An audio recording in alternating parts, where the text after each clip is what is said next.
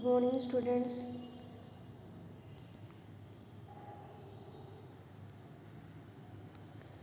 Last class में मैंने आपको क्रिस्टल स्ट्रक्चर के बारे में बताया था। Subject material science and engineering bye Renu Saini. Start करते हैं लेक्चर। आई होप आपने पिछली क्लास अच्छे से ली होगी। अगर आपको फिर भी प्रॉब्लम है तो आप मुझे व्हाट्सअप कर सकते हैं या फिर कॉल कर सकते हैं, ठीक है। तो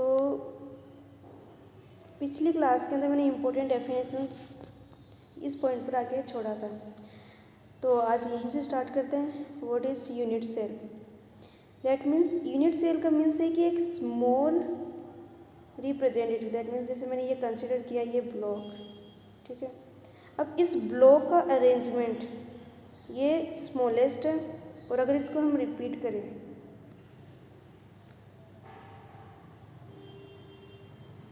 एटम्स का अरेंजमेंट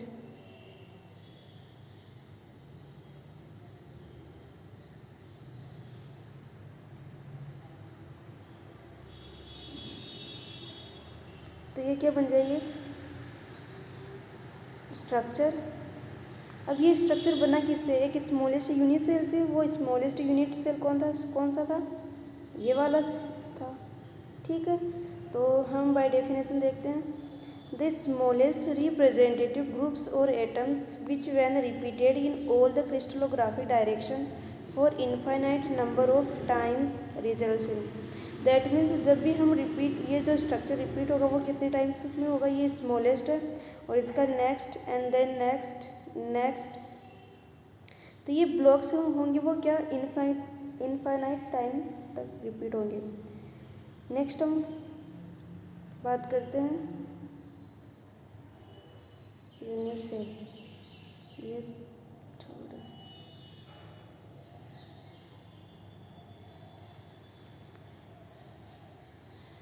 क्रिस्टलोग्राफिक। तो अभी हम सेकेंड पॉइंट पे जाते हैं, crystal lattice. What is crystal lattice? Crystal lattice is defined as in 3 dimension network of line in a space. It is called as crystal lattice, या फिर इसका दूसरा नाम ले सकते हैं लाइन लैटिस। कैसे? जैसे ये है,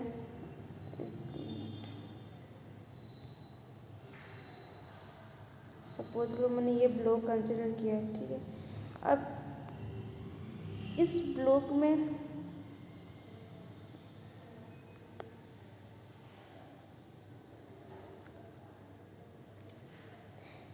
तो मैंने बात क्या की? Lattice, crystal lattice, that means 3 dimensional. That means 3 dimensional lattice is defined as in network of line in space. This is called line lattice. Space lattice क्या होगा? जो पॉइंट्स के थ्रू, यानी कि 3 डायमेंशन यानी कि 3D के अंदर हम जो भी पॉइंट्स है उनका जो स्पेस है उसको क्या बोलेंगे? Point lattice. दैट मीन्स अगर लाइन से बन रहा है तब तो लाइन लैटिस या क्रिस्टल लैटिस, अगर स्पेस से बन रहा है तो space, that means point lattice space. Next होता है primitive cell. Primitive cell is defined as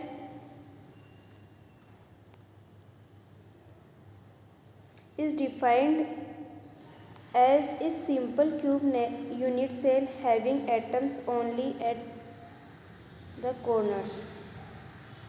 मतलब ऐसा यूनिट सेल, एक सेल है, एक संरचना है, एक ऐसा यूनिट सेल जिसमें जो एटम है, यूनिट सेल जिसमें जो एटम है वो कहाँ है? कॉर्नर्स पे है। दैट मीन्स अगर मैं ये ब्लॉक बनाती हूँ, ठीक है। अब इस ब्लॉक में, इसमें डेफिनेशन में क्या था?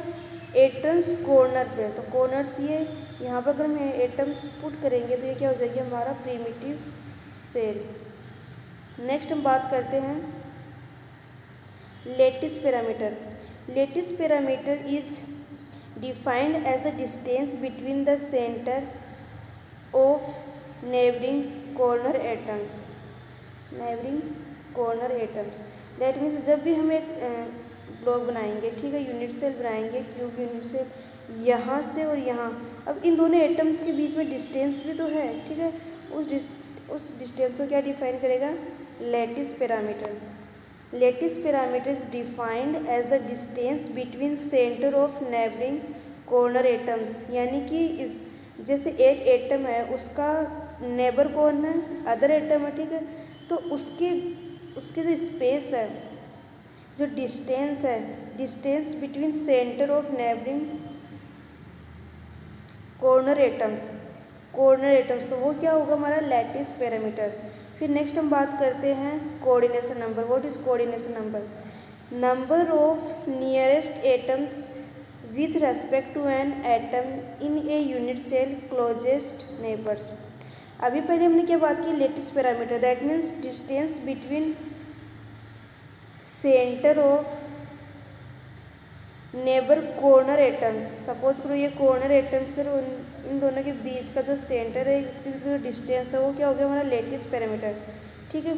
ये तो हो गई बात इसकी। अब कोऑर्डिनेशन नंबर क्या होता है? कोऑर्डिनेशन नंबर जैसे ये एटम है, इस एटम, सपोज करो मैं एक एटम ड्रॉ करती हूँ, ठीक है, जैसे मैंने ये एक एटम ड्रॉ किया, यहाँ से ये एक एटम, दूसरा यहाँ, दूसरा यहाँ, तीसरा यहाँ, ठीक। अब जो ये एटम है इसका नेबर कौन कौन है?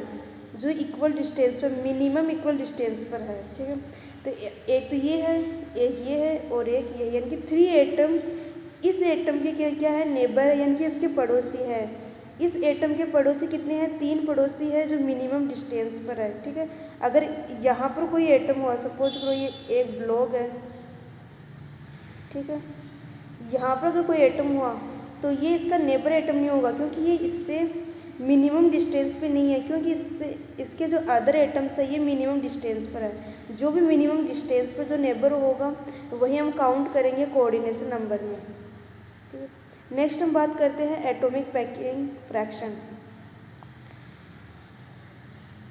Ratio of total amount of atoms per unit cell to the total volume of unit cell.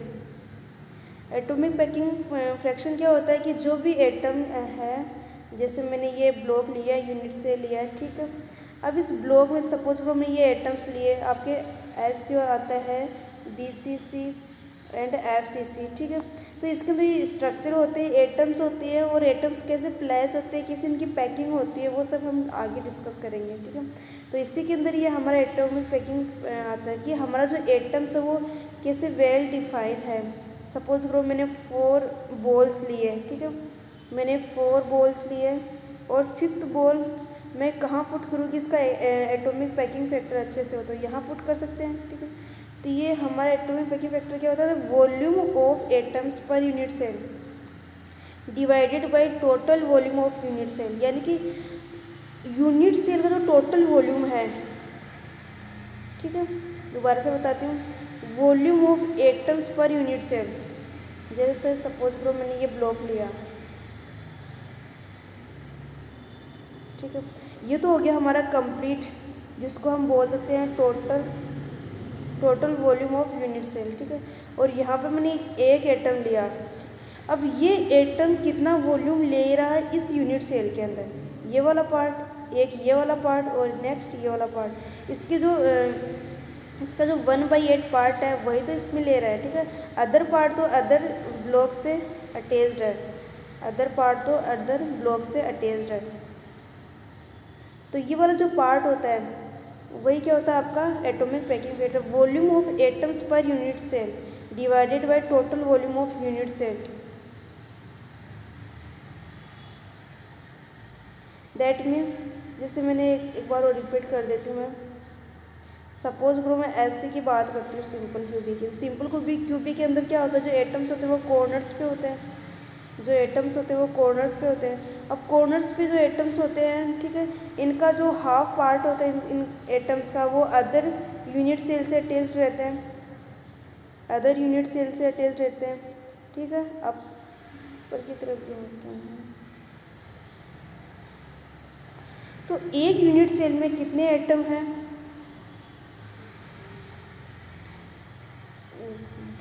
जैसे ये क्यूब है, क्यूब का टोटल वॉल्यूम अगर इसकी साइड्स A हो तो कितना होगा? ऑब्वियसली A क्यूब, ठीक है। अगर मैंने यहाँ पर एटम्स रखी इस यूनिट सेल में, अब इन यूनिट सेल ने कितना वॉल्यूम कवर किया है इस क्यूब के अंदर, ठीक है। जैसे एक एटम का कितना होता है वॉल्यूम होता है 4/3 स्फीयर का 4/3 पाई आर क्यूब, ठीक है 4/3 पाई आर क्यूब। तो ये तो हो गया एक एटम का। ऐसे कितने एटम्स हैं यहाँ पर अरेंजमेंट, उन टोटल एटम्स का वॉल्यूम डिवाइडेड बाय इस क्यूब का वॉल्यूम, इस क्यूब का यूनिट सेल का वॉल्यूम, वो क्या होता है आपका atomic packing fraction. I hope आपको ये समझ में आ गया होगा। नेक्स्ट हम बात करते हैं स्पेस लैटिस। स्पेस लैटिस होता क्या है,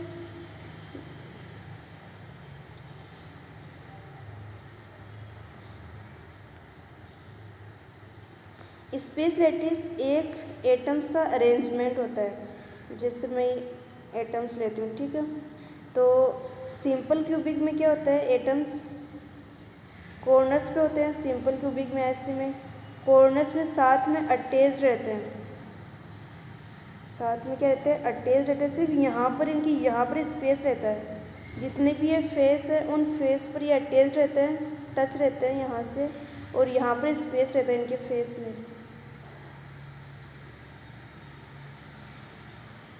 यहाँ पर स्पेस रहता है, ठीक है। तो ये होता है आपका सिंपल क्यूबिक। तो मैंने यहाँ पर ये एटम्स प्लेस करके दिखाया आपको जनरली, जबकि इसका जो स्ट्रक्चर है, जैसे मैंने इसका ये फ्रंट वाला फेस लिया है, ठीक है, तो ये एटम्स एग्जैक्टली ऐसे हैं, एटम्स एग्जैक्टली क्या है ऐसे हैं। यहाँ से जो इनकी जो एजेस है साइड से वो क्या कर रहे हैं टच कर रहे हैं, इसके जो बीच में है ये वाला सेंटर, ये वाला स्पेस, यहाँ पर एटम्स अटैच नहीं कर रहे हैं, ठीक है। तो हमारा ये वाला डिस्टेंस है, अगर ए है क्यूब का, यहाँ पर मैंने लिख रखा है ये, अगर ये डिस्टेंस है ए, तो क्या हम ये लिख सकते हैं, क्या हम ये लिख सकते हैं A equals to 2r, A equals to 2r obviously लिख सकते हैं, क्योंकि हम जानते हैं कि ये एक, अगर एक स्फीयर की रेडियस हमने r ली, ये वाली r है, r और r क्या कितना हुआ 2r, और ये हम टोटल कितनी मान रहे हैं a मान रहे, तो a equals to 2r put कर सकते हैं। वॉल्यूम ऑफ एटम्स, ठीक है, वॉल्यूम ऑफ एटम्स कितना होता है number of atoms into volume of एक एटम का, नंबर ऑफ एटम्स कितने हैं इसके अंदर। अब इसके अंदर आपको ये बताना पड़ेगा, सपोज करो मैंने एक यूनिट सेल लिया है, ठीक है, अब इस यूनिट सेल के कॉर्नर्स काउंट करो, इन कॉर्नर्स पे मैंने एटम्स रखे हैं, ठीक है, इनके यूनिट सेल के कॉर्नर्स काउंट करोगे तो कितने हैं 1 2 3 4 5 6 7 8, कितने हुए टोटल एटम्स 8 हुए, यानी कि 8 कॉर्नर्स पे जब हम एटम रखेंगे तो 8 ही तो हुए, ठीक है। तो ये हो गया हमारे नंबर ऑफ एटम। एक यूनिट सेल की बात हो रही है, एक यूनिट सेल यानी कि एक यूनिट सेल का मतलब एक क्यूब हो गया। अब इस एक क्यूब में एक यूनिट सेल में कितने एटम्स आ रहे हैं 8 आ रहे हैं, ठीक है। अब इसमें जो एटम है, सपोज करो मैं ये लेती हूँ, इस एटम का कितना पार्ट इस यूनिट सेल के अंदर आ रहा है, ठीक है, कितना पार्ट आ रहा है मैं अभी शो करवाती हूँ। सपोज करो मैंने ये एटम लिया, ये एटम है, ठीक है। अब ये लाइंस इस तरफ भी, ये 3D में सपोज करो आप लोग,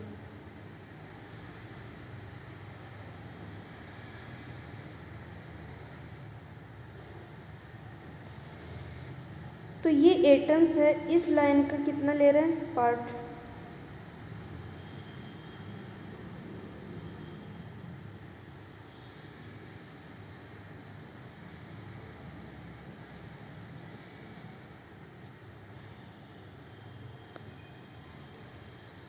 एक इस फेस पे आ रहा है 1, ठीक है, बॉटम वाले फेस पे आ रहा है 2, ठीक है। ये तो हो गई पीछे वाले फेस की बात। अब एक इस वाले फेस पे आ रहा है, जो ये फेस है, इस वाले फेस पर भी 3 हो गया, ठीक है, आपका ये इधर हो गया।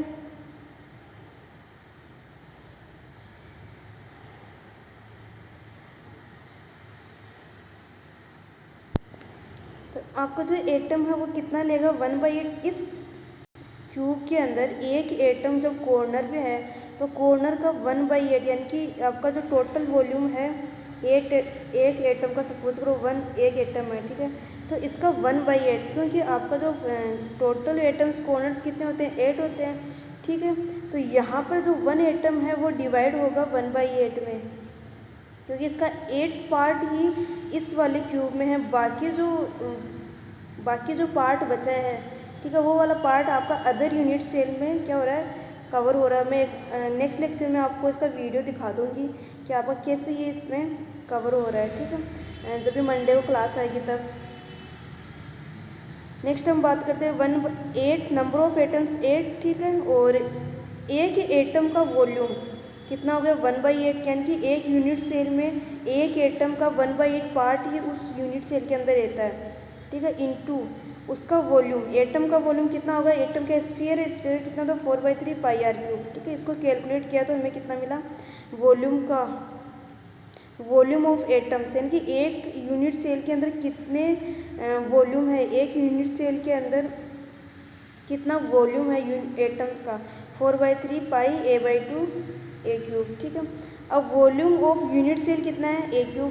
तो हमने ये सब क्यों निकाला है, 2 पॉइंट्स निकाले हमने यहाँ पर, volume of atoms, volume of unit cell, ठीक है। तो ये क्यों निकाला, क्योंकि हमने पहले बताया था, मैंने आपको यहाँ पर हमें एटॉमिक पैकिंग फैक्टर निकालना है। एटॉमिक पैकिंग फैक्टर क्या था, volume of atoms per unit cell divided by total volume of unit cell. तो आपका कितना आएगा एटॉमिक पैकिंग फैक्टर, हमने वैल्यूज पुट की, तो volume of atoms in unit cell upon volume of unit cell कितना आया 0.523, ठीक है। तो thus for simple cubic cell coordination number is 6। ये कोऑर्डिनेशन आपका नेबर होता है, यानी कि कितने पड़ोसी है एक यूनिट सेल के अंदर, नंबर ऑफ कोऑर्डिनेशन नंबर 6, ठीक है। एटॉमिक पैकिंग फैक्टर को हमने निकाल लिया 52%, यानी कि 0.523, ठीक है।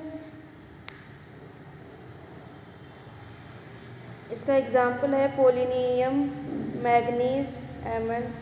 ये आपका कोऑर्डिनेशन नंबर है, ये भी मैं आपको वीडियो के थ्रू समझा पाऊँगी, मैंने अभी वीडियो लिया नहीं है वैसे, फिर भी बता देती हूँ नियरेस्ट, ठीक है। अब जैसे मैंने सिंपल क्यूबिक की बात की है, ठीक है, सिंपल क्यूबिक में यहाँ पर एक बार कॉर्नर्स में एटम्स रख देते हैं, ठीक है, एटम्स रख देते हैं। अब जैसे ये वाला एटम है, इस एटम के नियरेस्ट एटम कौन सा है, 1 2 3, ठीक है, 3 तो इस तरफ है, ठीक है, और बाकी किस तरफ है, सपोज करो मैंने ये वाला ब्लॉक लिया है, बाकी इसके अपोजिट साइड में, यहाँ पर भी तो एटम्स हैं, यहाँ पर एक एटम होगा, ये 4, ऐसे ही एक एज इस तरफ आएगी और इस पर एक यूनिट सेल होगा, ठीक है, यहाँ पर एक एटम होगा, ये कितना हो गया 5, ठीक है। इसके बाद में एक नीचे की तरफ जाएगा, यहाँ पर वहाँ पर एक एटम होगा, तो टोटल कितनी हुई 6। दोबारा से रिपीट कर देती हूँ मैं, सपोज करो ये एटम है और ये एजेज है एक यूनिट सेल की, एक बनाना ही पड़ेगा, ये एटम है, ठीक है। अब ये एटम है, यहाँ पर इसके नियरेस्ट एटम्स कौन कौन से हैं, नियरेस्ट एटम यानी कि जिसकी डिस्टेंस कम हो, ये वाला नियरेस्ट एटम नहीं है क्योंकि इसकी डिस्टेंस ज़्यादा है यहाँ इसके कंपैरिजन में। तो 1 2 3, फिर इस तरफ एक लाइन आएगी और इस पर एक यूनिट सेल होगा, यहाँ पर एक एटम होगा, वो कितना हो गया 4, ऐसे अप की तरफ जाएगा, वहाँ पर एक एटम होगा, वहाँ पर एक यूनिट सेल होगा 5, ऐसे ये वाली लाइन आएगी, इस तरफ एक एटम होगा यहाँ पर, तो ये कितना हो गया टोटल 6। एक बार मैं आपको नेक्स्ट लेक्चर में इसका कंप्लीट वीडियो दिखा दूँगी यूनिट सेल का 3D में, ठीक है। तो आपको ये समझ में आ जाएगा कैसे एटम्स आ रहे हैं कैसे नहीं आ रहे हैं। तो आपको जो कोऑर्डिनेशन नंबर है वो 6 आ जाएगा, ठीक है। अब बात करते हैं क्रिस्टलाइन।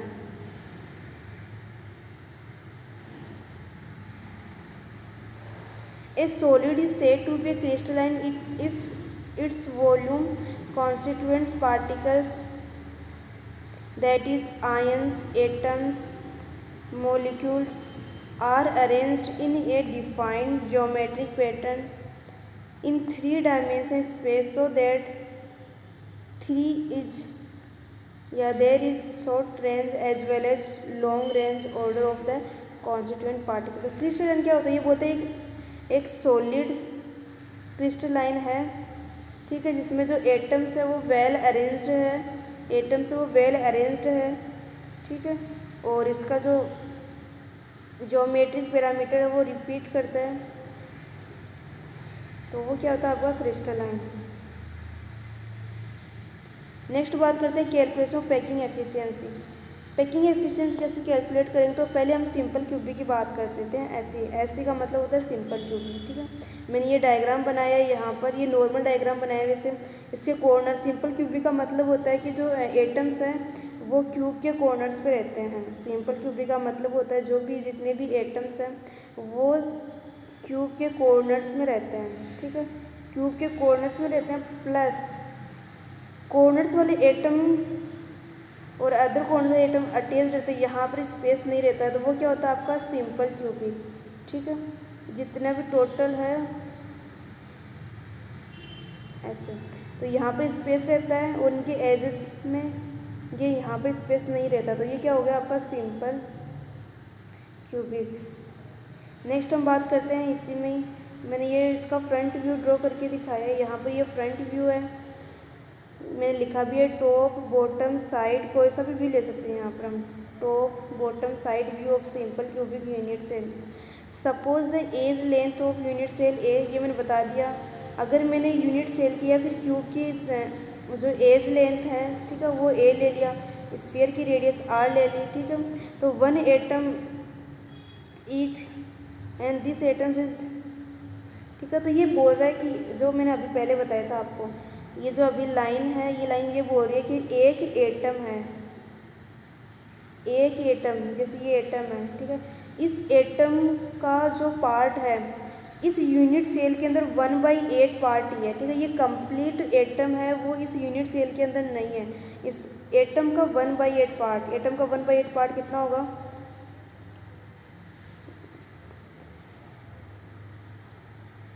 7 8 1 2 3 4 5 6 7 और 8 1/8 यानी कि ये वाला पार्ट, ये वाला पार्ट यानी कि 1/8 पार्ट ही इस एटम के अंदर है, बाकी जो पार्ट है वो अदर यूनिट सेल के अंदर है। अदर यूनिट सेल के अंदर कैसे, जैसे मैं बात करती हूँ, यहाँ पर अगर मैंने ये ब्लॉक लिया है, यहाँ पर ये एटम, तो एक यूनिट सेल इस तरफ भी है इसके, ठीक है, और एक यूनिट सेल इस तरफ भी है इसके, और एक यूनिट सेल इस तरफ भी है इसकी, तो ये आपकी यूनिट सेल्स हैं। तो यहाँ पर जो एटम है वो एटम है एक यूनिट सेल के अंदर, इसका 1/8 ही है, बाकी जो बचा है 7/8 पार्ट वो अदर यूनिट सेल के अंदर है, ठीक है। इरेजोल्ड में नेक्स्ट लेक्चर में आपको उसका कंप्लीट वीडियो दिखा दूँगी ब्लॉक का 3D के अंदर, तो आपको कोई प्रॉब्लम नहीं होगी। Number of atoms per unit cell, एक यूनिट सेल के अंदर कितना एटम टोटल, एक यूनिट सेल के अंदर टोटल एटम कितने थे, मैंने बताया था आपको, कितने कॉर्नर थे, 8 कॉर्नर थे, तो 8 एटम थे, 1/8 इंटू एक एटम इस यूनिट सेल के अंदर अपना कितना पार्ट रखता है, 1/8 पार्ट इंटू 8, ठीक है। तो टोटल एटम्स कितने हैं 8, और एक एटम कितना पार्ट रखता है अपना 1/8 रखता है, बाकी जो 7/8 पार्ट है वो अदर यूनिट सेल के अंदर रखता है। तो इसके पास में कितना रहा, इस यूनिट सेल के पास में तो 1/8 ही है ना। जैसे सपोज करो मेरे पास में 10 रुपीज़ है, तो मैं आपको सपोज करो मेरे पास में 10 रुपीज़ है और मैंने आपसे उधार ले रखे हैं 6 रुपीज़, ठीक है। तो मेरे पास में मेरा कितना हुआ, 4 ही तो हुआ, बाकी 6 तो आपका है, ठीक है। तो वो 4 हुआ तो वो कितना हुआ, वो खुद का हुआ है। ऐसे ही ना 1/8 है वो इसके पास है, जबकि 7/8 वो अदर यूनिट सेल के पास में है, ठीक है। तो ये हो गया वॉल्यूम ऑफ स्फीयर, हम जानते हैं 4/3 πr³ होता है, वॉल्यूम ऑफ क्यूब A³ होता है, एटॉमिक पैकिंग फैक्टर ये मैंने आपको पहले बता दिया था। नेक्स्ट चलते हैं हम, ये है आपका फेस सेंटर क्यूबिक, ये भी मैंने बता दिया था आपको, coordination number, face coordination number मैंने बता दिया। सिंपल क्यूबिक का कोऑर्डिनेशन नंबर 6 होता है, ये आपको याद रखना है। फेस सेंटर क्यूबिक का मतलब क्या होता है, ये भी एक आपका यूनिट सेल ही होता है।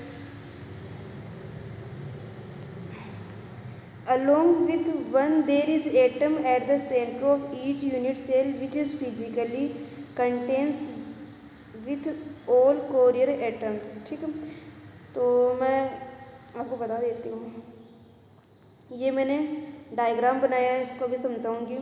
इसका जो एक्चुअल डायग्राम है, ठीक है, इसका टॉप व्यू, अगर हम टॉप व्यू से देखेंगे तो एक्चुअली ऐसे दिखेगा। ए सी इक्वल्स टू, यहाँ पे मैंने ए लिख रखा है, यहाँ पे ट्रायंगल बना रखा है, ये ए है, ये बी है, ये सी है।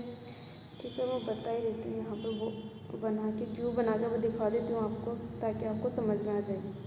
ठीक है, तो फेस सेंटर्ड का FCC का मतलब क्या होता है? FCC का मतलब होता है फेस सेंटर क्यूबिक। ठीक है, ये तो मैंने इसका कंप्लीट नाम बता दिया आपको। नेक्स्ट इसका डायग्राम, फेस का मतलब क्या होता है? फेस पर एटम्स। जैसे आपका ये क्यूब है और ये वाले जो है, ये वाले, इसको क्या बोलते हैं? इसको बोलते हैं फेस, FACE, फेस बोलते हैं। ठीक है, जैसे मैंने ये वाला लिया तो ये वाला भी आपका फेस है, FACE, ये भी फेस, ये भी फेस। तो टोटल फेस कितने इसके पास में? 6 फेस है, क्योंकि क्यूब के पास में कितने होते हैं? 6 होते हैं। आप काउंट कर सकते हैं। जैसे सपोज करो मैंने ये बनाया है, तो काउंट करो, 1 2, ये 3, ये 4। ठीक है, ये अप की तरफ 5, ठीक है, और ये नीचे वाला 6। दोबारा से बता देती हूँ, क्यूब लिया, ठीक है, क्यूब के अंदर ये वाले और ये वाले भूल जाओ एक बार, ये तो है अप, और ये डाउन भूल जाओ। ये साइड वाला 1, इसके पीछे वाला 2, ये इधर वाला 3, इधर वाला 4। ठीक है, ये सामने वाला है, ये वाला फेस। ठीक है, नेक्स्ट ये अप वाला 5, डाउन वाला 6। तो टोटल फेस कितने हुए? 6। अब इस फेस पे अगर हम एटम्स रखेंगे तो एक एटम यहाँ आएगा, एक एटम फेस के सेंटर पे आएगा, एक एटम यहाँ आएगा। ये फेस का सेंटर है। ठीक है, अदर एटम्स कॉर्नर्स पर रहेंगे, लेकिन कॉर्नर्स वाले एटम्स जैसे ये वाला एटम 1 और 2, ये 1 2 एटम है, ये दोनों यहाँ पर इसके एजेस पर अटैच नहीं होंगे, टच नहीं होंगे। ये बात आपको ध्यान में रखनी है। ठीक है, फेस के अंदर फेस सेंटर पर जो एटम है डायगोनली, वही एटम्स क्या रहेंगे? अटैच रहेंगे। ठीक है, और इसके कॉर्नर्स पे एटम है, वो एटम अटैच नहीं रहेंगे, इनके बीच में स्पेस रहता है। जबकि सिंपल क्यूबिक में हमने क्या किया था? सिंपल क्यूबिक का मतलब होता है कॉर्नर्स पे एटम रखना। अगर हम कॉर्नर्स पे एटम्स रखेंगे तो यहाँ पर ये एटम्स क्या रहते हैं? अटैच रहते हैं। यहाँ पर एटम्स वो अटैच रहते हैं, जबकि इनके सेंटर पर कोई एटम नहीं होता है। फेस सेंटर पर कोई एटम नहीं होता है। जब ये तो हो गया सिंपल क्यूबिक। जबकि फेस सेंटर के अंदर क्या होता है आपके? फेस सेंटर क्या होता है कि आपके जो एटम्स कॉर्नर्स पर तो रहते हैं, लेकिन वो अटैच नहीं रहते। और इसके फेस के सेंटर पर एटम्स भी होता है, वो क्या रहता है? अटैच रहता है।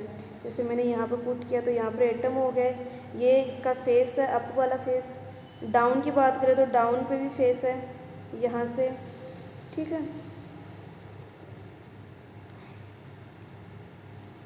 ये मैंने नाम दे रखा है, एक ट्रायंगल बना रखा है। सपोज करो मैंने एक ब्लॉक लिया। ठीक है, एक फेस ले लेते हैं, डायरेक्ट एक फेस ही ले लेते हैं। उस फेस पे एटम्स है, और फेस सेंटर का मतलब एक फेस सेंटर पर भी एटम्स है। फेस सेंटर का मतलब फेस के सेंटर पे एटम, कॉर्नर्स पे एटम्स रहेंगे, जबकि अटैच नहीं रहेगा। तो यहाँ पर हमें एक ट्राइंगल मिलेगा। इस ट्राइंगल की बात कर रही थी, जैसे ABC। ठीक है, ये है ट्राइंगल। तो ये A कैसे आएगी values? AC equals to 4R कैसे आएगा? जब फेस के सेंटर पे एटम्स रहेगा, जब फेस के सेंटर पे सपोज करो एटम्स रहेगा, यहाँ पर एटम है। ठीक है, तो ये वाली डिस्टेंस कितनी होगी? ये तो A है। ठीक है, ये R है, ये R है, और ये कितनी है? 2R। स्फीयर सर्कल ही तो, स्फीयर ही तो है, 2R। ठीक है, तो ये 2R आ जाएगी, ये A है। ठीक है, तो डायगोनल्स के थ्रू क्या होता है? A। तो ये कितना आएगा? अंडर रूट ए स्क्वायर प्लस ए स्क्वायर, ये तो आपको आता होगा पाइथागोरस प्रमेय, ठीक है। तो ये क्या आ जाएगा √2a। तो ए सी कितना है पहले ये बता दीजिए, ए सी कितना हुआ, ये ए है और ये सी है, तो ए सी कितना हुआ 4r, ए सी कितना हुआ 4r, ठीक है। और अगर ए सी ए के फॉर्म में देखें तो कितना हुआ √2a, √2a।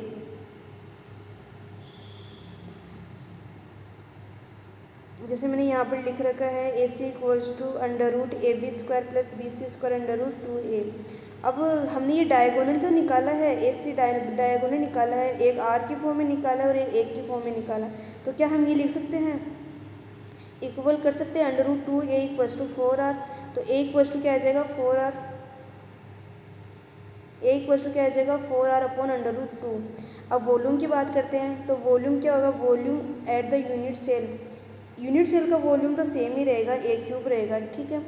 और इसका यूनिट एटम का वॉल्यूम कितना होता है, हम क्या करेंगे फिर a की जगह r को रिप्लेस करेंगे, ठीक है। तो ये कितना हो जाएगा a³, जैसे यहाँ पर है तो यहाँ पर हमने क्यूब रख दिया, a³ होता है तो a की जगह यहाँ पर वैल्यूज पुट करके क्यूब रख दिया, तो ये हमारे पास में 32 डिवाइड बाई √2r³ क्या आ गया, वॉल्यूम आ गया, यूनिट सेल का वॉल्यूम आ गया।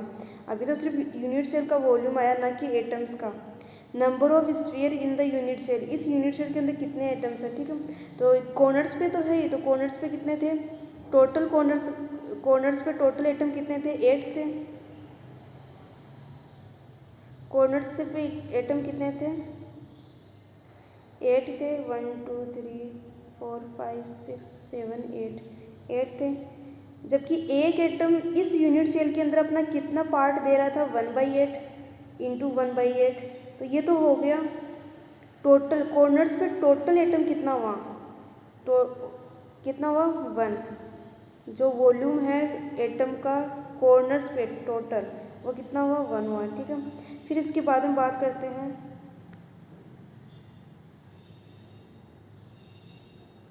प्लस एक फेस पर भी तो एटम है, हम एटम से तो काउंट कर रहे हैं स्फीयर, तो फेस पे कितना,